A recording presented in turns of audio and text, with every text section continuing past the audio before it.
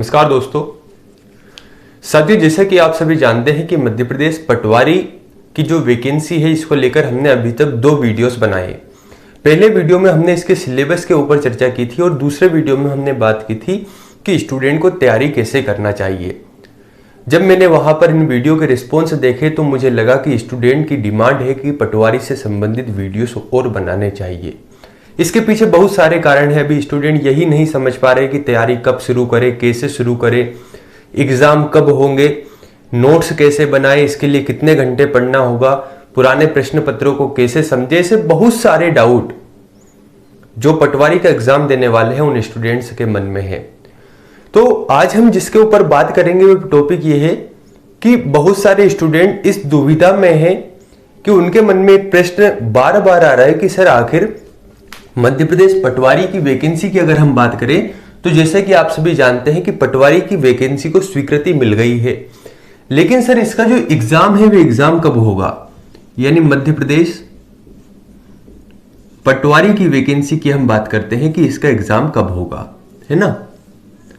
अब हो सकता है कि मेरे द्वारा कही गई बातें आपको उचित ना लगे कि सर तो ज्ञान दे रहे हैं, लेकिन मेरा ऐसा यहां पर कोई मोटिव नहीं है। मैं प्रारंभ से ही कहता आया हूं कि अगर आपको मेरे वीडियो अच्छे लगते हैं, आपको लगता है कि सर सही जानकारी देते हैं तो ही आप वीडियो देखिए, अन्यथा सिर्फ सुनने के लिए मेरे वीडियो नहीं है।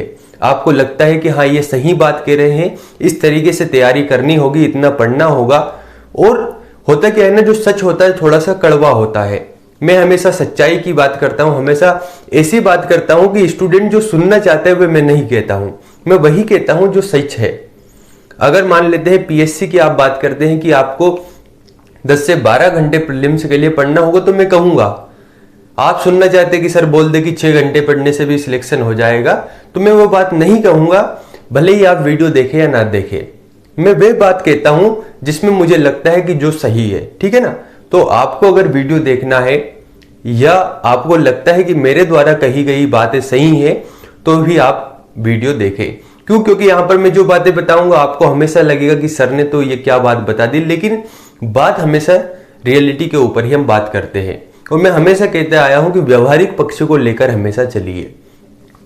स्टूडेंट के मन में मध्य प्रदेश पटवारी के एग्जाम की अगर हम बात करें तो इसके एग्जाम को लेकर जो सबसे बड़ा प्रश्न अभी उठ रहा है वह यह है कि सर आखिर इसका एग्जाम कब होगा। तो देखिए, मैं अब आपसे कुछ प्रश्न पूछता हूं, उसका आप जवाब देंगे। मैंने बहुत सारे स्टूडेंट, बहुत सारे विद्यार्थियों से यहां पर प्रश्न पूछा कि ठीक है आपका प्रश्न जायज है कि एग्जाम कब होगा, लेकिन अभी हम इस प्रश्न को हटा देते हैं कि ये जो एग्जाम है यानी कि परीक्षा है, इस प्रश्न को हटा देंगे कि परीक्षा कब होगी। मुझे आप एक बात बताइए कि जो पटवारी का सिलेबस है, जैसे अगर हम इसके सिलेबस की बात करें तो इसमें जीके है यानी कि सामान्य ज्ञान है, मैथ है यानी कि सामान्य गणित है, इसके साथ ही रीजनिंग से 1-2 प्रश्न बनते हैं, ग्रामीण अर्थव्यवस्था और पंचायती राज है ना। इसके साथ ही अगर हम बात करें तो इसी में कंप्यूटर है, और अंतिम रूप से अगर हम बात करें तो एक सब्जेक्ट और है, वह है हिंदी। तो मुझे आप एक बात बताइए कि अभी आप इस प्रश्न को भूल जाइए कि एग्जाम कब होंगे। मुझे ये बताइए कि ये जो 5 टॉपिक है, ये जो 5 सब्जेक्ट है, इन सब्जेक्ट में वास्तव में मुझे ये बताइए कि इन सब्जेक्ट में से कितने सब्जेक्ट ऐसे हैं कि जो आपके पूरे हैं। क्या आपने जीके को पूरा पढ़ लिया है जितना पटवारी के हिसाब से पढ़ना होता है? क्या आपने मैथ गणित को पढ़ लिया है?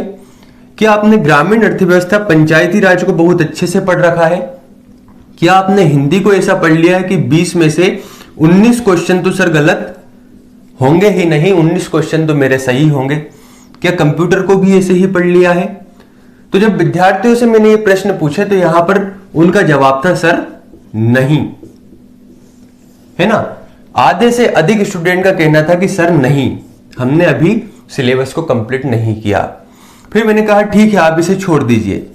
दूसरा प्रश्न, आपने सभी सब्जेक्ट नहीं किए, क्या इसमें से आधे सब्जेक्ट मान लेते जीके या मैथ्स, या कोई 1 या 2 सब्जेक्ट आपने कंप्लीट किए हैं? फिर उनका जवाब आया सर नहीं। फिर मैंने कहा ठीक है तो आप ये बताइए कि आपकी तैयारी कितनी है। तो उन्होंने कहा कि सर हमने कुछ चीजें पढ़ रखी, जैसे जीके में कुछ चीजें पढ़ रखी है, मैथ्स की बात करें तो कुछ चीजें यहाँ पर पढ़ रखी है, ग्रामीण अर्थव्यवस्था में भी कुछ यहाँ पर जो फैक्ट है वे हमने पढ़ रखे, कंप्यूटर भी हमने कुछ पढ़ रखा है और हिंदी में भी कुछ ना कुछ पढ़ लिया है। कहने का मतलब ये कि उनकी तैयारी अभी शुरू ही नहीं हुई है ना। और जिनकी तैयारी शुरू नहीं हुई है वे ये पूछ रहे हैं कि सर एग्जाम कब होगा, परीक्षा कब होगी। आप ये जानते हैं कि एग्जाम तो होना है, लेकिन आपका जो कार्य है ना, वे कार्य है पढ़ाई करना, ठीक है ना। हम हमेशा उन बातों पर ध्यान देते हैं जिन बातों में कह सकते हैं जिस पर हमारा कोई कंट्रोल नहीं है। परीक्षा लेना आपका काम नहीं है, परीक्षा हो भी जाएगी और कब सिलेक्शन हो जाएगा ये आपको पता भी नहीं लगेगा, लेकिन सिलेक्शन उन्हीं का होगा जो इन 5 टॉपिक में निपुण हो गए, है ना, जो इन 5 टॉपिक को इतने बेहतरीन तरीके से करेंगे कि उनका यहां से एक भी प्रश्न गलत होने की संभावना बहुत कम हो। यानी जो पढ़ा है वो तो गलत होगा ही नहीं। अगर ऐसे तैयारी करेंगे तो यहां पर उनका सिलेक्शन होना निश्चित है।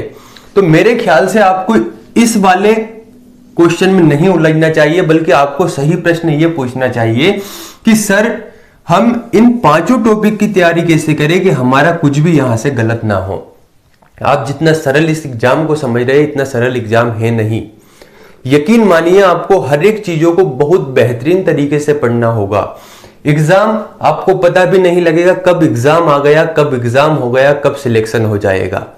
लेकिन अगर आप इसी बात में उलझे रहे कि कब एग्जाम होगा, कब हम तैयारी शुरू करेंगे, अभी हमारी थोड़ी बहुत तैयारी है, क्या हमें तैयारी अभी से शुरू करना चाहिए, तो फिर आप उलझे ही रह जाएंगे। तो इन सभी बातों को छोड़िए। आपको एग्जाम अगर अच्छे तरीके से देना है तो इन सब्जेक्ट को पढ़ना शुरू कर दीजिए, ठीक है ना। अगर इन सब्जेक्ट को आपने पढ़ना शुरू कर दिया तो आपको खुद कॉन्फिडेंस, आत्मविश्वास आने लगेगा।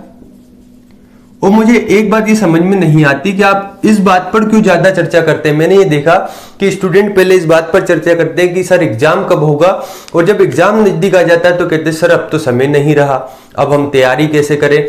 फिर यहां पर तनाव में आने लगते हैं, सहज नहीं रहते, व्यवहारिक नहीं होते और अराजक तरीके से पढ़ने लगते हैं। पूरी जो स्ट्रेटजी है अव्यवहारिक स्ट्रेटजी बना लेते हैं और उसके बाद कहते हैं सर हमें तो समय ही नहीं मिल पाया।